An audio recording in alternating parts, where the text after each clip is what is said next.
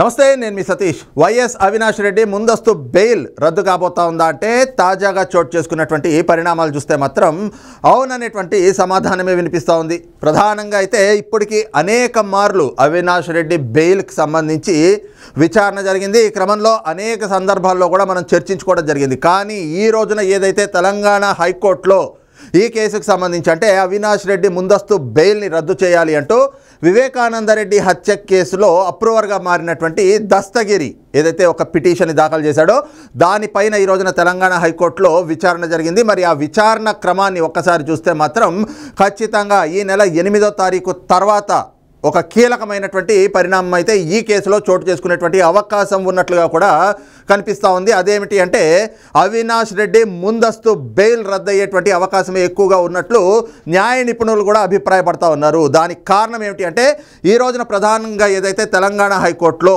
దస్తగిరి వేసినటువంటి పిటిషన్ ఏమిటి, తనకి వైఎస్ అవినాష్ రెడ్డి నుంచి, అలాగే వైఎస్ జగన్మోహన్ రెడ్డి నుంచి, అలాగే ఆయన సతీమణి భారతిరెడ్డి ఈ ముగ్గురు నుంచి కూడా ప్రాణహాని పొంచి ఉంది. అలాగే ఈ ముగ్గురు అంటే ఈ వ్యక్తుల తాలూకు అనుచరులు తమ కుటుంబ సభ్యుల పైన కూడా బెదిరింపులకు పాల్పడుతూ ఉన్నారు, వేధిస్తూ ఉన్నారు. ఏకంగా తన తండ్రి పైనే అవినాష్ రెడ్డి అనుచరులు దాడి చేశారు. మరి దానికి సంబంధించి కేసు నమోదు చేయడానికి వెళ్తే పోలీసులు కేసు కూడా తీసుకోలేదు అంటూ ఈ క్రమంలో అవినాష్ రెడ్డి ఎవరైతే ఉన్నాడో ఆయన ప్రస్తుతం ఒక ఎంపీగా ఉన్నాడు. అదీ కాకుండా ముఖ్యమంత్రికి సోదరుడు, అంటే ఎంతో ప్రభావితం చేయగలిగినటువంటి వ్యక్తి, ఎంతో బలవంతుడు. కాబట్టి ఆయన నుంచి నాకు ప్రాణహాని పొంచి ఉంది, కాబట్టి వెంటనే ఆయనకి ఇచ్చినటువంటి ముందస్తు బెయిల్ని రద్దు చేయాలి అంటూ ఏదైతే ఈ కేసులో మొదటిగా అప్రూవర్గా మారినటువంటి వ్యక్తి దస్తగిరి పిటిషన్ దాఖలు చేశాడు. మరి ఈ పిటిషన్ పైన గతంలో కూడా విచారణ జరిగినప్పటికీ న్యాయస్థానం సిబిఐకి ఒక ఆదేశాలు జారీ చేసింది. మరి దీనిపైన ఏదైతే ఈ పిటిషన్ దాఖలు చేశాడో దానిపైన కూడా విచారణ జరిపి ఒక నివేదికను ఇవ్వాలి అని ఈ క్రమంలో ఈ రోజున వాదన జరుగుతున్నటువంటి క్రమంలో న్యాయస్థానం కూడా తెలంగాణ హైకోర్టు కూడా సిబిఐని అడిగినటువంటి పరిస్థితి. నిజంగానే దస్తగిరి ప్రాణాలకి హాని పొంచి ఉందా అంటే సిబిఐ కూడా దాన్ని నిర్ధారించింది. అవును, దస్తగిరి ప్రాణాలకి హాని పొంచి ఉంది, గతంలో జరిగినటువంటి దాడి కూడా వాస్తవమే అనేటువంటిది ఏదైతే దస్తగిరి తరఫున న్యాయవాదులు వాదనలు వినిపించిన తర్వాత సిబిఐ కూడా దీన్ని అంగీకరించినటువంటి పరిస్థితి. ఈ క్రమంలో న్యాయస్థానం కూడా సిబిఐని ఇదే ప్రశ్నించింది. మరి అలాంటప్పుడు దస్తగిరి ప్రాణాలకి హాని పొంచి ఉంది అన్నప్పుడు సుప్రీంకోర్టుకి ఇదివరకే వెళ్ళి ఉండవలసింది కదా మీరు సిబిఐ. కాబట్టి సుప్రీంకోర్టులోనే బెయిల్ రద్దు చేయాలి అంటూ గతంలో ఏదైతే పిటిషన్లు దాఖలైనాయో ఆ సమయంలోనే మీరు కూడా ఒక పిటిషన్ దాఖలు చేసి ఉండాల్సింది కదా. మరి ఇప్పుడు వరకు కూడా అలాంటి పిటిషన్ దాఖలు చేయడం కానీ లేదా ఇతర చర్యలు కానీ ఎందుకు తీసుకోలేదు అని చెప్పి న్యాయస్థానం కూడా సిబిఐని ప్రశ్నించినటువంటి పరిస్థితి. ఆ సమయంలో సిబిఐ తరఫున కూడా ఏదైతే సిబిఐ న్యాయవాదులు తమ వాదనలు వినిపించారు, ఏదైతే ఇప్పటికే అవినాష్ రెడ్డికి ముందస్తు బెయిల్ని రద్దు చేయాలి అంటూ వైఎస్ వివేకానందరెడ్డి కుమార్తె వైఎస్ సునీతారెడ్డి గారు సుప్రీంకోర్టులో ఒక పిటిషన్ దాఖలు చేశారు. అందులో మేము కూడా ఇంప్లీడ్ అయి ఉన్నాం, అంటే మేము కూడా ప్రతివాదులుగా ఉన్నాం కాబట్టి మేము ఇంకొక పిటిషన్ వేసేటువంటి అవకాశం రాలేదు, కాబట్టే మేము అలాంటి పిటిషన్ ఏమీ సుప్రీంకోర్టులో దాఖలు చేయలేదు అని చెప్పేసి వాళ్ళ న్యాయవాది సిబిఐ తరఫున న్యాయవాది కూడా వాదనలు వినిపించినటువంటి పరిస్థితి. అదే సమయంలో ఏదైతే విట్నెస్ ప్రొటెక్షన్ స్కీమ్ కింద అవినాష్ రెడ్డి నుంచి ప్రాణహాని పొంచి ఉంది కాబట్టి నాకు అంటే అవినాష్ రెడ్డికి ఇచ్చినటువంటి ముందస్తు బెయిల్ని రద్దు చేయాలి అంటూ అప్రూవర్గా మారినటువంటి దస్తగిరి పిటిషన్ దాఖలు చేశాడో దాన్ని సిబిఐ కూడా అంగీకరించినట్లయింది. అంటే విట్నెస్ ప్రొటెక్షన్ స్కీమ్ కింద అవినాష్ రెడ్డికి ఇచ్చినటువంటి ముందస్తు బెయిల్ని రద్దు చేయాల్సినటువంటి పరిస్థితి అయితే ఉంది అన్నట్లుగా సిబిఐ కూడా ఈ రోజున ఒక నివేదికను ఇచ్చినట్లుగా అయితే కనిపిస్తూ ఉంది. అయితే ఏదైతే విట్నెస్ ప్రొటెక్షన్ స్కీమ్ కింద రిపోర్ట్ని తయారు చేస్తుందో ఆ రిపోర్ట్ని ఇప్పటికే నాంపల్లిలోని సిబిఐ కోర్టులో అయితే ప్రొడ్యూస్ చేసింది, కానీ ఇంకా తెలంగాణ హైకోర్టుకి అయితే ఇవ్వలేదు. అయితే ఈ రోజున కేవలం వాదనల క్రమంలో సిబిఐ తరఫున న్యాయవాది తెలంగాణ హైకోర్టుకి అవును దస్తగిరి ప్రాణాలకి ముప్పు పొంచి ఉంది, ఈ మాట అయితే వాస్తవం, ఇలాంటి క్రమంలో అవినాష్ రెడ్డికి ఇచ్చినటువంటి ముందస్తు బెయిల్ని రద్దు చేయొచ్చు అంటూ కూడా సిబిఐ దాన్ని తేల్చి చెప్పడంతో న్యాయస్థానం కూడా ఈరోజు సిబిఐకి ఒక ఆదేశాలు జారీ చేసింది. ఏదైతే ఈ రోజున జరిగినటువంటి విచారణ ఉందో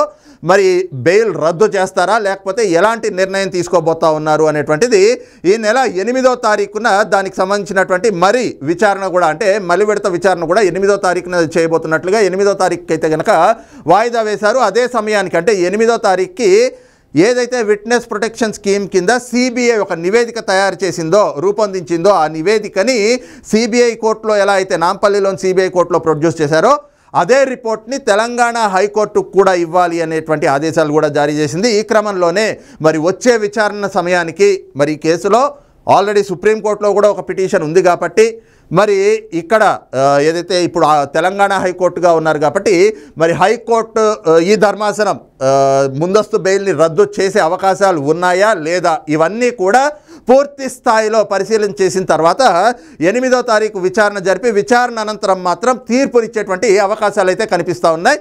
దీన్నే ఈరోజు న్యాయస్థానం కూడా స్పష్టం చేసినటువంటి పరిస్థితి. అయితే ఈ రోజున విచారణ జరిగినటువంటి పరిణామాన్ని చూస్తే మాత్రం ఖచ్చితంగా అవినాష్ రెడ్డికి రేపు 8వ తారీఖున తీర్పుతోటి ముందస్తు బెయిల్ ఏదైతే లభించిందో, ప్రస్తుతానికి ఆయన ఇప్పుడు బెయిల్ పైనే ఉన్నాడు కాబట్టి వివేకానంద రెడ్డి హత్య కేసులో ఈ ముందస్తు బెయిల్ అనేటువంటిది కూడా రద్దయ్యేటువంటి అవకాశాలు ఎక్కువగా కనిపిస్తున్నాయి.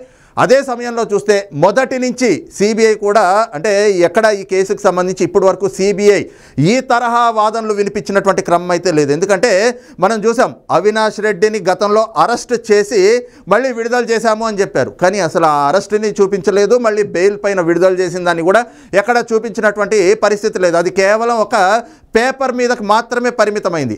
అదీ కాకుండా అంతకంటే ముందు చూస్తే అవినాష్ రెడ్డిని ఇదిగో రేపు అరెస్ట్ చేసేస్తారు, ఇదిగో ఎల్లుండి అరెస్ట్ చేసేస్తారు, ఇదిగో ఇప్పుడు అరెస్ట్ చేస్తారు, ఇంకో గంటలో అవినాష్ రెడ్డిని అరెస్ట్ చేస్తారు అంటూ అనేక సందర్భాల్లో అనేక ప్రచారాలు కూడా జరిగినాయి.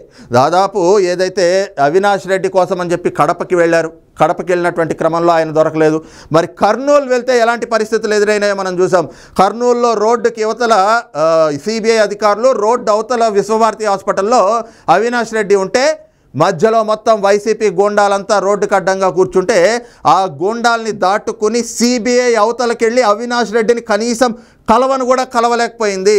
మరి ఆ రోజున రాష్ట్ర పోలీసులు, ముఖ్యంగా కర్నూలు జిల్లా పోలీసులు చేతులెత్తేశారు. మరి ఇలాంటి పరిణామాలన్నిటి మధ్య అవినాష్ రెడ్డి ఇదిగో అరెస్ట్ అవుతాడు, అదిగో అరెస్ట్ అవుతాడు, ఇప్పుడు అరెస్ట్ అవుతాడు, అప్పుడు అరెస్ట్ అవుతాడు అంటూ ఎన్నో ఊహాగానాలు వచ్చినాయి, ఎన్నో వార్తలు ప్రచారంలోకి వచ్చినాయి. కానీ ఏ ఒక్క సందర్భంలో కూడా అవినాష్ రెడ్డి పైన సిబిఐ స్పష్టమైనటువంటి చర్యలు తీసుకుంటున్నటువంటి పరిణామాలు అయితే కనిపించలేదు. కానీ ఈ రోజున ఏదైతే తెలంగాణ హైకోర్టులో దస్తగిరి విట్నెస్ ప్రొటెక్షన్ స్కీమ్ కింద అవినాష్ రెడ్డికి ఇచ్చినటువంటి ముందస్తు బెయిల్ని రద్దు చేయాలి అంటూ తనకి ప్రాణహాని పొంచి ఉంది, తన తండ్రిపై దాడి జరిగింది, తన కుటుంబానికి కూడా అవినాష్ రెడ్డి నుంచి, జగన్మోహన్ రెడ్డి నుంచి, భారతీ రెడ్డి నుంచి ముప్పు పొంచి ఉంది కాబట్టి వెంటనే వాళ్ళకి ఇచ్చినటువంటి అంటే అవినాష్ రెడ్డికి ఇచ్చినటువంటి ముందస్తు బెయిల్ని రద్దు చేసి తమకు రక్షణ కల్పించాలి అంటూ పిటిషన్ దాఖలు చేశాడో దానిపైన ఈరోజు తెలంగాణ హైకోర్టులో జరిగినటువంటి విచారణ మాత్రం చాలా ఆసక్తికరంగా మారిందని చెప్పుకోవాలి. ఈ క్రమంలో న్యాయస్థానం సిబిఐని ప్రశ్నించినటువంటి ప్రశ్నలు కానీ లేదంటే సిబిఐ వినిపించినటువంటి వాదనలు కూడా ఒకంత ఆశ్చర్యానికి గురి చేసినట్లుగానే ఉంది. అంటే ఈ కేసులో ఒక మంచి పరిణామమే చోటు చేసుకోబోతున్నట్లుగాను, ఏదైతే సునీతారెడ్డి గారు మొదటి నుంచి కూడా ఒంటరి పోరాటం చేస్తూ ఉన్నారు, మరి దీనికి సంబంధించి విచారణని సిబిఐకి అప్పగించాలి అన్న విషయంలో కూడా ఆవిడ ఏ స్థాయి పోరాటం చేశారో చూసాం. ఆ తర్వాత అవినాష్ రెడ్డికి వచ్చినటువంటి ముందస్తు బెయిల్ని కూడా రద్దు చేయాలి అంటూ ఇప్పటికే సుప్రీంకోర్టులో దీనికి సంబంధించి విచారణ జరుగుతూ ఉంది, ఆవిడ పిటిషన్ కూడా వేసున్నారు. అదే కాకుండా ఈ కేసుకు సంబంధించి ఎలాంటి పరిణామాలు చోటు చేసుకున్నాయి, నేరుగా సునీతారెడ్డి గారి పైన, ఆవిడ భర్త రాజశేఖర్ రెడ్డి గారి పైన, అలాగే సిబిఐకి ఆ రోజున ఎస్పీగా ఏదైతే ఈ కేసును డీల్ చేసినటువంటి వ్యక్తి సిబిఐ ఎస్పీ రామ్ సింగ్ మీద కూడా కేసులు పెట్టారు రాష్ట్ర పోలీసులు. ఒక సిబిఐ ఎస్పీ మీదే కేసులు పెట్టారు అంటే మరి ఈ కేసు ఏ విధమైనటువంటి మలుపులు తీసుకుంది, ఎలా జరుగుతూ ఉంది, అసలు దీంట్లో విచారణ ఎలాంటి పరిణామాలు చోటు చేసుకుంటున్నాయి అనేటువంటిది అన్నీ తెలుసు. కాబట్టి ఏదైతే ఈ 8వ తారీఖుకి తెలంగాణ హైకోర్టులో దస్తగిరి వేసినటువంటి పిటిషన్ పైన విచారణ వాయిదా పడిందో, మరి ఆ రోజున జరిగేటువంటి విచారణలో సిబిఐ విట్నెస్ ప్రొటెక్షన్ స్కీమ్ రిపోర్ట్ని అంటే ఆ నివేదికని ఇచ్చిన తర్వాత మరి న్యాయస్థానం అప్పటికే పూర్తి స్థాయిలో పరిశీలన చేస్తాం, అసలు బెయిల్ రద్దు చేసేటువంటి అవకాశం ఈ కోర్టుకు ఉందా లేదా, లేకపోతే ఎలాంటి పరిణామాలు చోటు చేసుకుంటాయి అనేటువంటిది కూడా ఆ రోజునే తీర్పునిస్తారా, లేకపోతే ఆ రోజునైతే కనుక పూర్తి స్థాయి విచారణ చేపడతామని చెప్పారు. కాబట్టి ఖచ్చితంగా 8వ తారీఖు తర్వాత మాత్రం ఒక కీలక పరిణామం చోటు చేసుకునేటువంటి అవకాశంగా కనిపిస్తూ ఉంది. అంటే మరొక 4 రోజులు, ఇవాళ 4వ తారీఖులో ఉన్నాం, ఇంకొక 4 రోజుల్లో మాత్రం దీనికి సంబంధించి ఒక కీలక పరిణామం చోటు చేసుకునేటువంటి అవకాశం. అంటే వైఎస్ వివేకానంద రెడ్డి గారి కేసులో గడిచిన 5 ఏళ్లుగా కూడా